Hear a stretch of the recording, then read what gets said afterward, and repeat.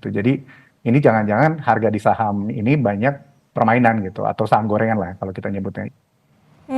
Oke, Mas Dipo, kita berbicara dalam sebulan dana asing yang keluar pasar saham bisa lebih dari 30 triliun.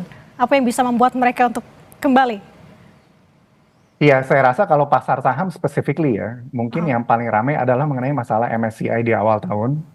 Eh, dan ketika data itu dibuka, misalnya soal, kan dia mau ada banyak perubahan ya, jadi misalnya manajemen OJK diganti, manajemen IDX diganti. Tetapi dia juga mengubah transparansinya tuh soal disclosure berapa pemegang saham di pasar-pasar apa di emiten-emiten pasar modal gitu. Nah dia tadinya hanya disclose hanya 5% menjadi 1%. Dengan itu data pemegang sahamnya cukup banyak. Nah kayaknya ketika itu dibuka banyak uh, investor asing lah terutama yang agak kaget.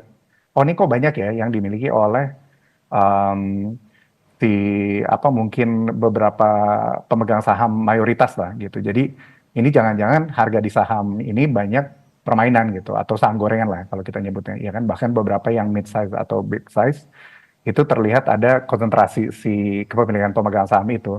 Nah itu yang bikin mereka nervous ya. Jadi kalau saya rasa ini memang kita perlu turn dulu kalau yang pasar modal specifically karena saya rasa memang ketika ada pengumuman MSCI itu ya kan, walaupun kita melakukan semua perbaikan dan saya harus angkat jempol ya kepada OJK dan IDX untuk melakukan berbagai macam perubahan, tetapi gimana pun juga dananya itu udah terlanjur keluar pas di awal tahun ketika ada MSCI dan mereka belum kembali lagi ke saat ini.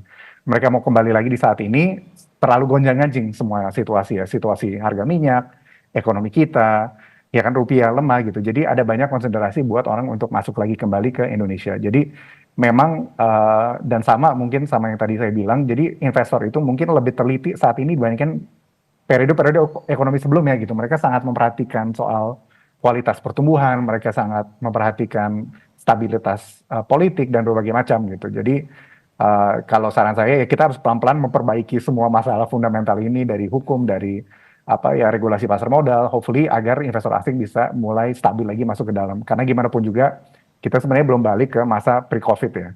Kalau melihat angka-angka transaksi finansial ini.